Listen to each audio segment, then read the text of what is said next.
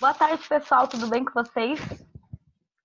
Hoje nós iremos continuar falando um pouquinho sobre a colonização, né? Todo o processo de colonização pós Portugal nas Américas, tá bom? Lembrando que até agora a gente falou que o Portugal nas Américas tiveram algumas fases, sendo a primeira delas a parte apenas da extração do pau-brasil, a segunda fase sendo apenas as capitanias hereditárias, né? Aquelas divisões das capitanias, que apenas duas deram certo, e a gente falou bem sobre elas, que foi tanto a São Vicente quanto a de Pernambuco, né? Foram as duas que deram certo.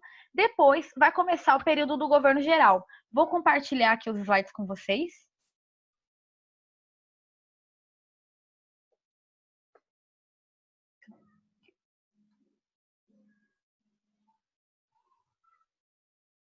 Isso, e agora a gente está estudando o governo geral, exatamente.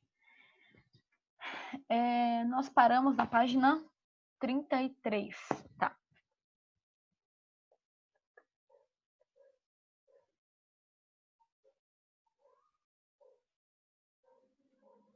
Estávamos falando sobre os jesuítas na América, tudo isso por um processo mesmo do governo geral na América, né?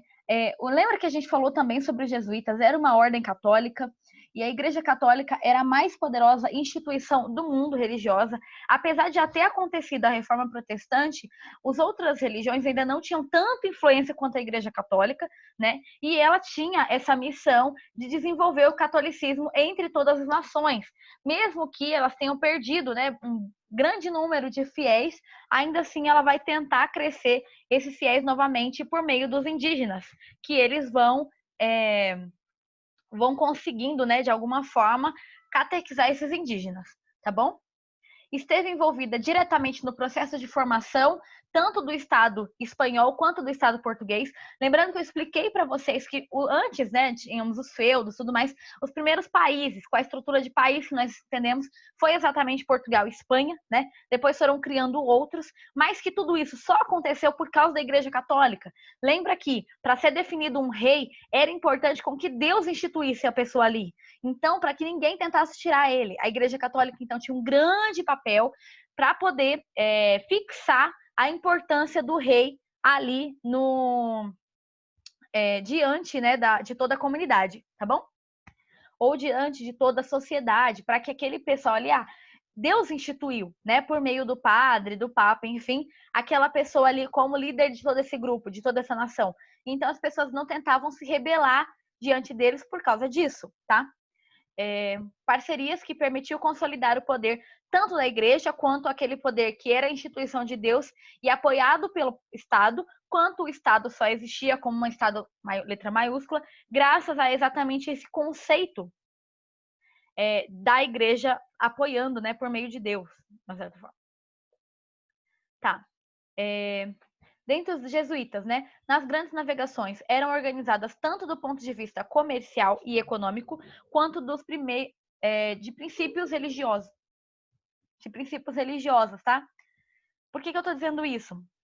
Então, quando esses grupos das grandes navegações vinham em busca de novos territórios, em busca de matéria-prima, de mercado consumidor e todas aquelas buscas que a gente explicou, quando a gente estudou grandes navegações, eles também vinham com a ideia de um conceito religioso, tá?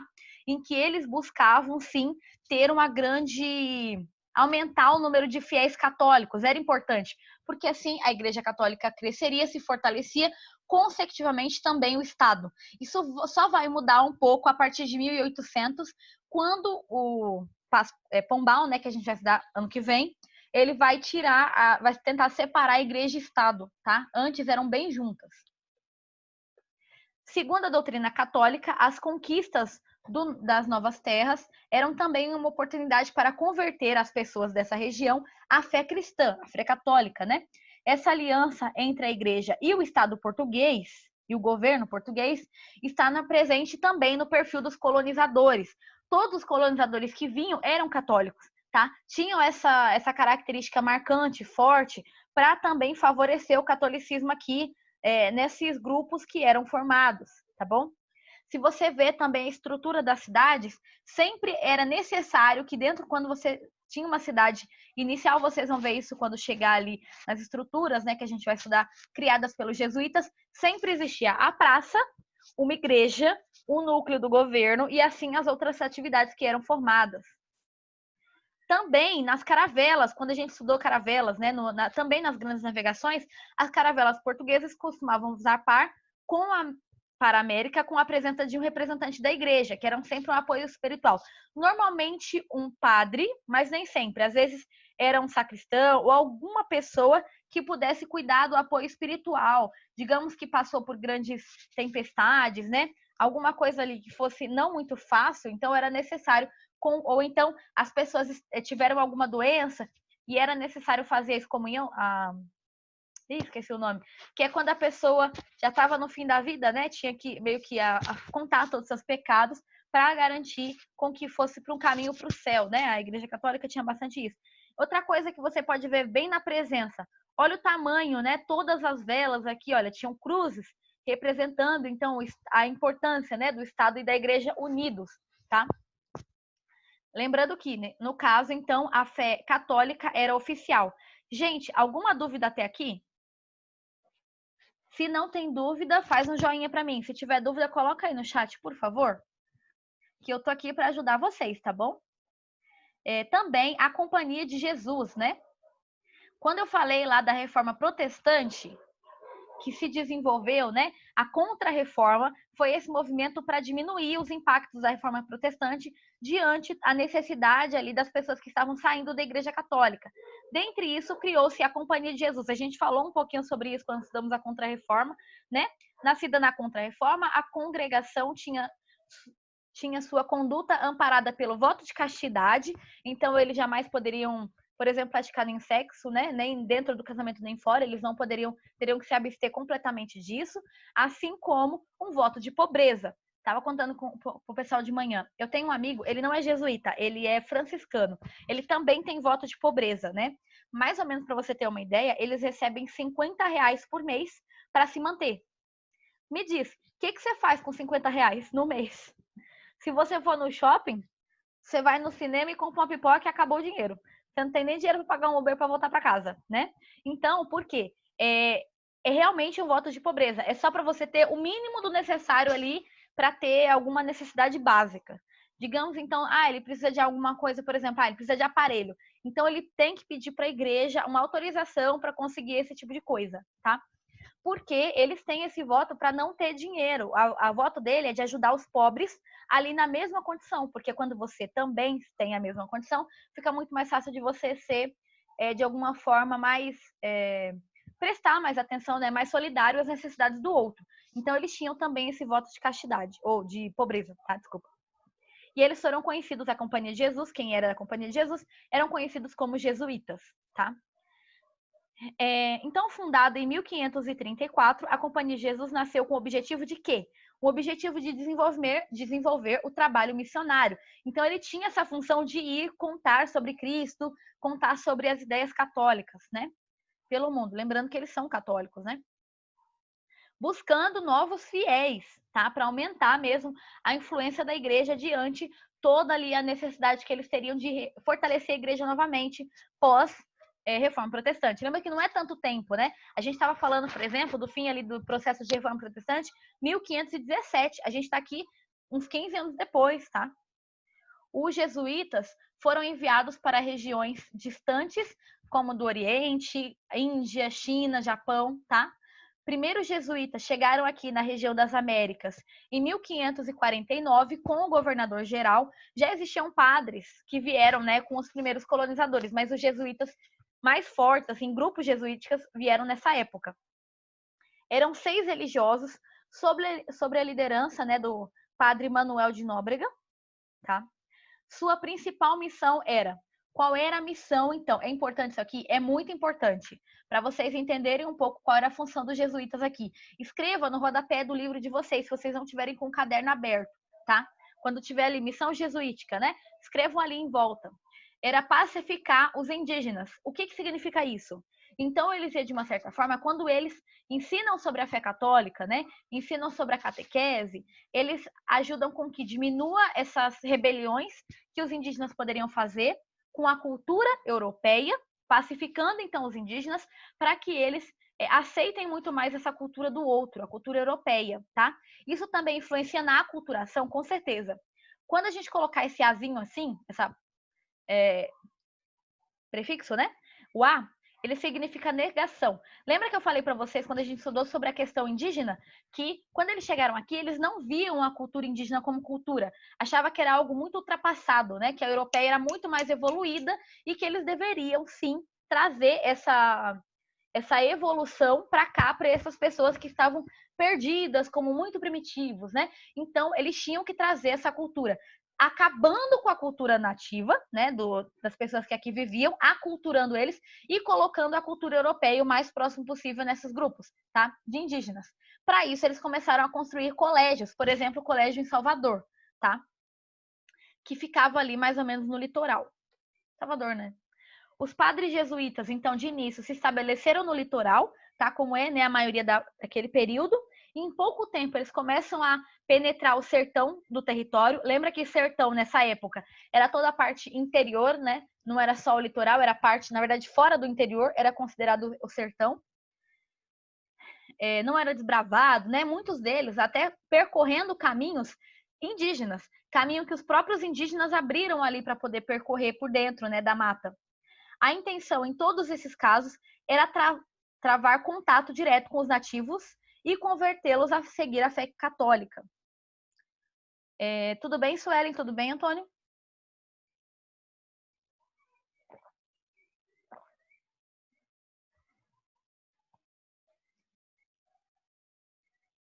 Tá, ninguém escreveu nada.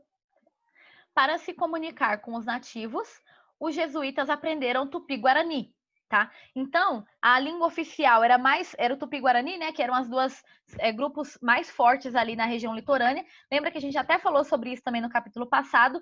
Por ser esse grupo forte no litoral, era o grupo que eles tiveram mais contato, né? O padre José de Anchieta, ele vai criar uma gramática aqui que vocês estão vendo. Então, ele vai formalizar, tá? Aquela língua que ele escutava, porque os indígenas ainda não tinham uma forma muito desenvolvida de escrita, né? Os tupis, pelo menos.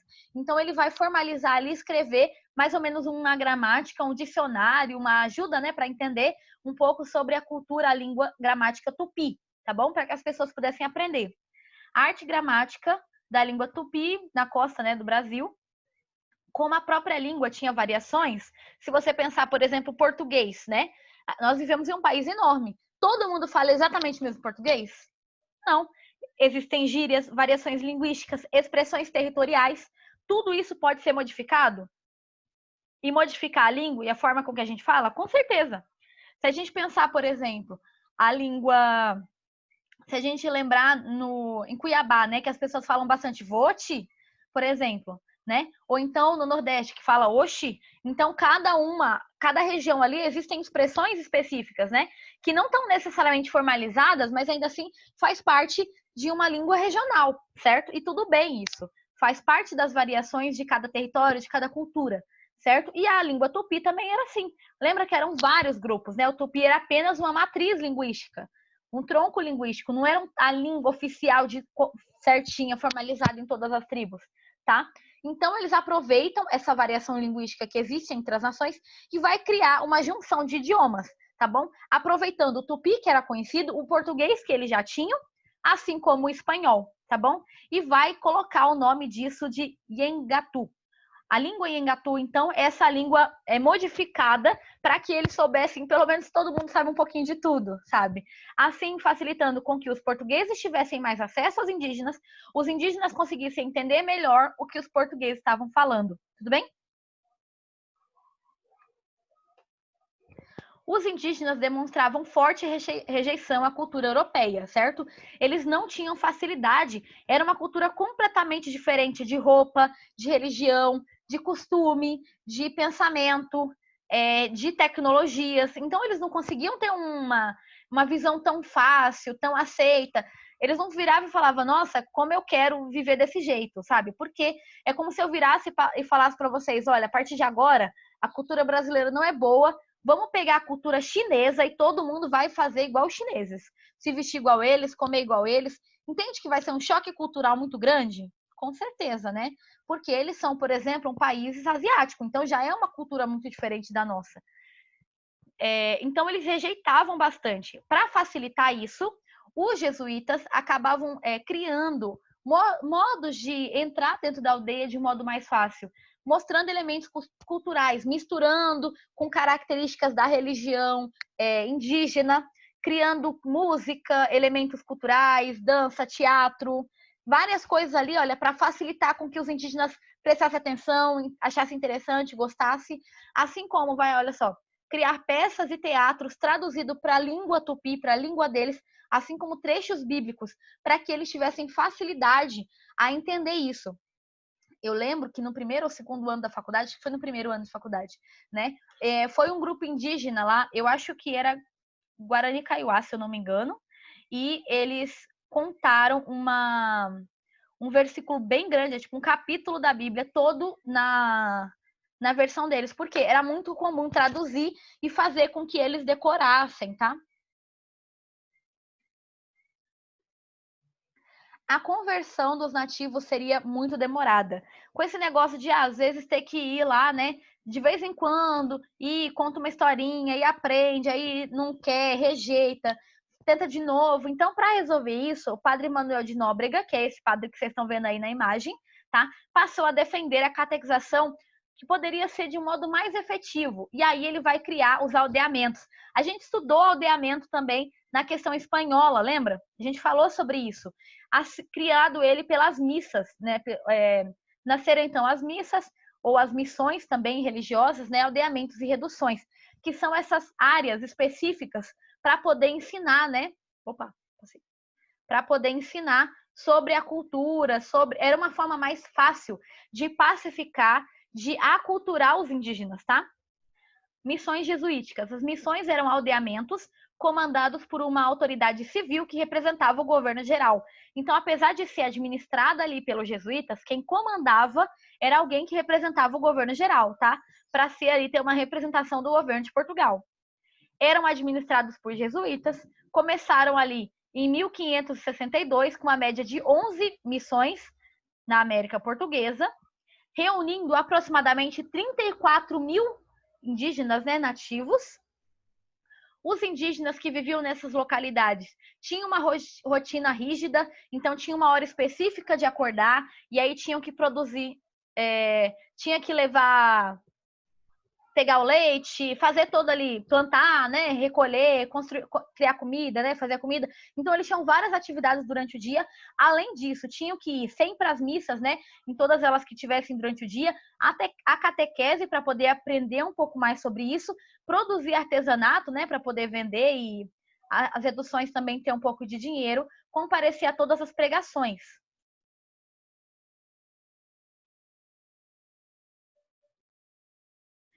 Só para confirmar, aldeamentos são locais com aglomerações de índios.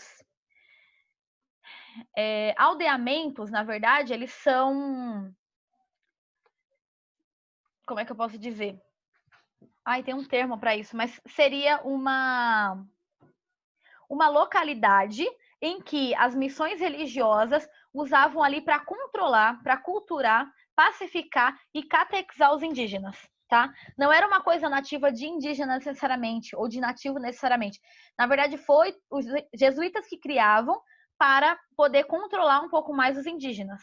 Assim, eles também conseguiam proteger esses indígenas de, por exemplo, ser escravizado pelos colonos. Com as igrejas, eram maiores do que igrejas, porque, por exemplo, essa imagem aqui, anterior, tudo isso daqui é um aldeamento, tá?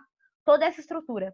Aqui seriam os galpões de dormitório, aqui seria a igreja e a escola, onde eles iriam aprender, tá bom? Aqui a parte de horta, plantações, tá vendo? É como se fosse realmente uma estrutura aqui específica para que os indígenas ficassem nessa localidade, tá? E elas eram autossuficientes, tinham uma organização parecida com aquelas que a gente via na época, né? Tinham casas, no caso mais galpões, mas poderiam ter apenas casas. Dentro dela já tinha marceneiro, oficina, tá? Sempre em torno de uma praça quadrada existia a igreja ali para que as pessoas pudessem, por exemplo, aqui, né? Para que as pessoas pudessem ir lá adorar, né, aprender um pouco mais. Tinham pomar, horta, possuíam escolas, conventos, hospitais, asilos, observatório astronômico. Então, era a primeira fase no Brasil, por exemplo, que os jesuítas que trouxeram escola, hospital, antes não tinha. E, na verdade, até 1800, basicamente vai ficar na mão dos jesuítas cuidar dessa parte que era considerada um pouco mais social, tá bom? Por exemplo, não é à toa que a Santa Casa tem esse nome. Foi criada por ordens católicas, tá?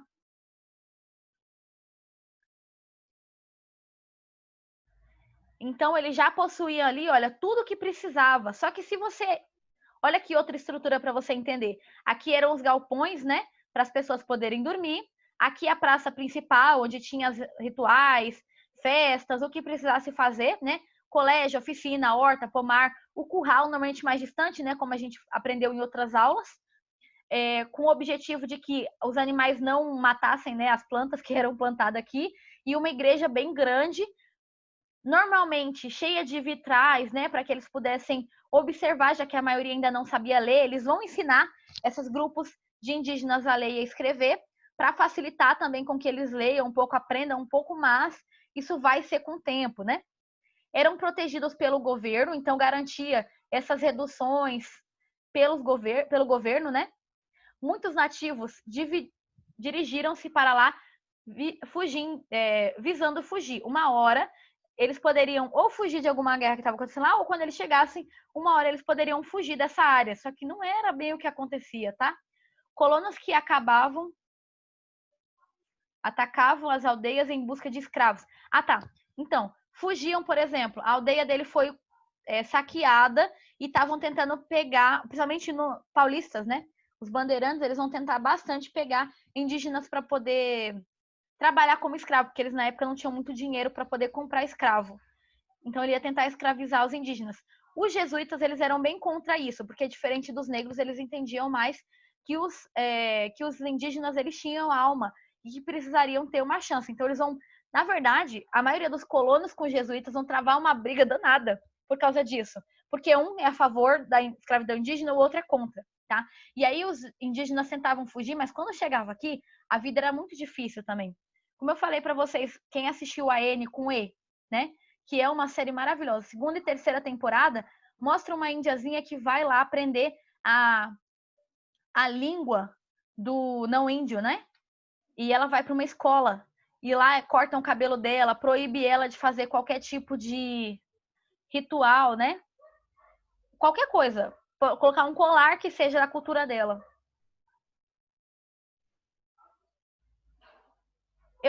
Não parece bem locais de engenho, não. Eu vou mostrar mais ou menos. Eu vou mostrar depois para vocês os engenhos, né? Eu falei para vocês pesquisarem na semana passada o engenho com a parte estrutural. No próximo capítulo a gente vai entrar mais em engenho, Casa Grande e tudo mais. Vai ser bem interessante, tá?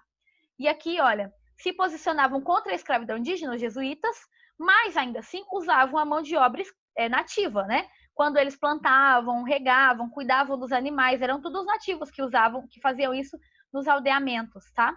Mas para não dizer que era escravo, eles recebiam uma pequena quantia em dinheiro para garantir com que isso. Mas assim, não tinham de gastar, né? Não podia sair de lá. Os jesuítas se beneficiavam do conhecimento milenar dos povos nativos também, tá bom? Daqui a pouco a gente vai falar sobre isso com as drogas do sertão. As missões produziram muitos outros impactos na rotina das populações indígenas. Vocês conseguem ver, olha aqui mais, né? Olha o tanto. Gente, primeiramente que vocês têm que pensar, eles eram contra ou a favor da escravidão indígena. Os jesuítas eram contra, porque eles queriam catequizar e uma hora transformar com que eles tivessem uma característica muito parecida com os portugueses, então eles eram contra. Mas na prática eles também abusavam bastante assim das horas de trabalho, a pessoa se fugisse do trabalho era chicoteada, entendeu? Tinha várias coisas meio esquisitas. Dizia que não era escravidão porque recebia algum salário, mas assim, também não era muito melhor, sabe? A reunião de tantas pessoas em um único lugar contribuía para a propagação de doenças. É igual a gente pensar agora. Quando começou a pandemia, o que foi a primeira coisa que foi falado? Cada um fica na sua casa. Porque quanto mais circulação de pessoas, quanto mais contato, mais fácil de proliferar as doenças entre todas as famílias, todo mundo pegar, certo? Era o que acontecia. Por quê? Os jesuítas, os colonos, trouxeram várias doenças que os indígenas não estavam acostumados e não tinham anticorpos para isso, ainda mais os adultos, né? As crianças, elas conseguem desenvolver um pouco melhor isso, mas os adultos mais velhos é difícil. E aí, eles vão... todo mundo junto, fora que de uma aldeia para outra, de uma etnia para outra, tinham características diferentes, doenças diferentes. Então também, olha, era uma forma... Gente, a gente falou, as reduções, com 11 reduções, tinha aproximadamente 34 mil pessoas vivendo ali. Imagina quando isso foi se proliferando ali em outras áreas, tá? Contribuiu para doenças, matando mais e mais pessoas. Em aldeamentos, os indígenas modificaram de maneira significativa seu modo de vida. Mudaram como assim, professora? Por exemplo, eles não tinham mais hora para... Não tinham liberdade para dormir em tal hora, acordar em tal hora, tomar banho na hora que quisesse. Eles não tinham liberdade, eles tinham, como a gente falou, uma regra bem rígida de todos os horários e todas as coisas que eles deveriam fazer. Não tinham escolha sobre não participar da missa, sobre não participar de atividades ligadas ao governo de Portugal, tá? Então, eles eram presos ali de uma certa forma, né? De vida. Lembra que quando a gente estudou, por exemplo, os aldeamentos espanhóis, eles tinham um costume, talvez aqui, provavelmente aqui também, quando eles tiravam os indígenas das aldeias, botava fogo ali, né? Para que eles não tivessem como voltar. Então, outra coisa que muda bastante, abdica-se então a ideia do nomadismo ou seminomadismo e assume então uma vida mais sedentária. É necessário com que eles plantem para comer, eles não podem sair dali. Eles não podem passar um tempo e ir para outra região, tá? Ou procurar outro grupo, ou andar ali com a sua comunidade. Eles são obrigados a ficar ali, tá bom? Obrigados a incorporar valores e crenças que não faziam parte da sua cultura. Muitos europeus, eles acreditavam que os indígenas uma hora iam ter características portuguesas ou se misturar, né, com a característica brasileira, que era o que foi desenvolvido. A gente falou também sobre isso nas aulas passadas, né? Obrigada, Suelen. Se vocês quiserem já colocar o nome aí na chamada.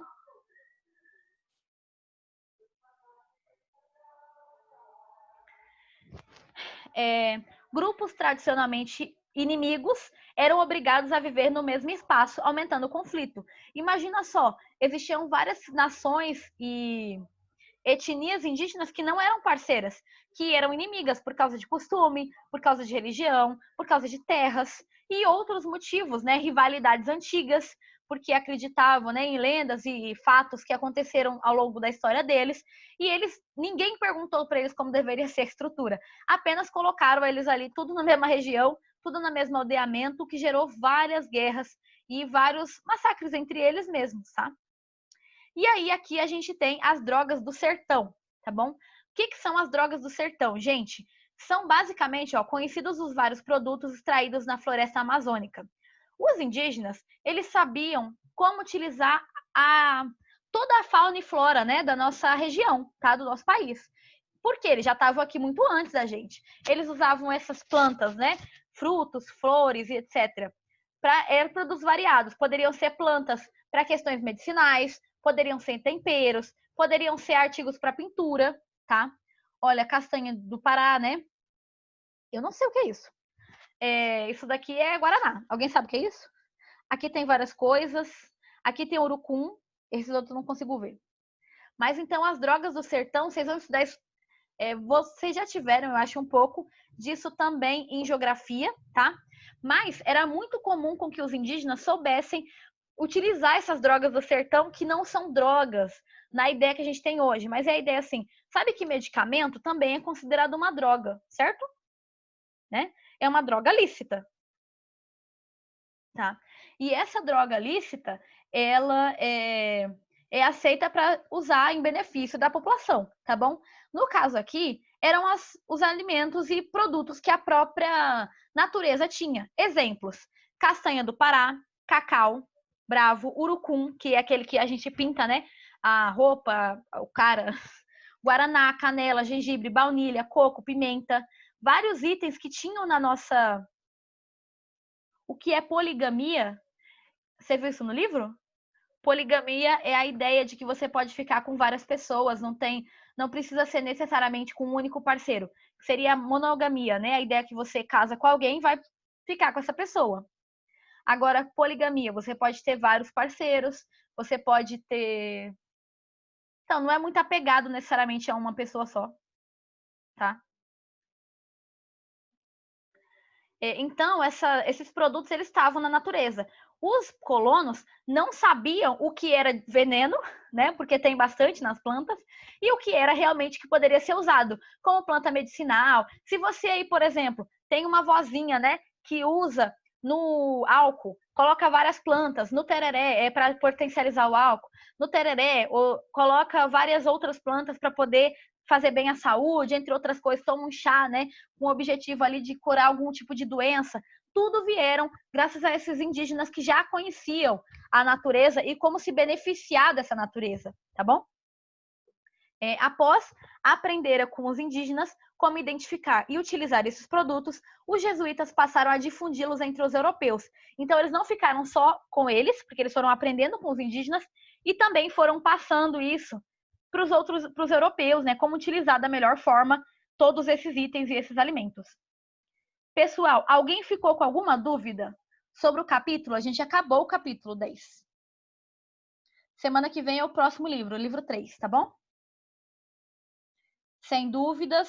Se alguém ficou com dúvidas? Sim, não, talvez. Todo mundo colocou o nome na chamada? É isso, pessoal. Na semana que vem, então, a gente volta falando sobre o próximo capítulo, tá bom?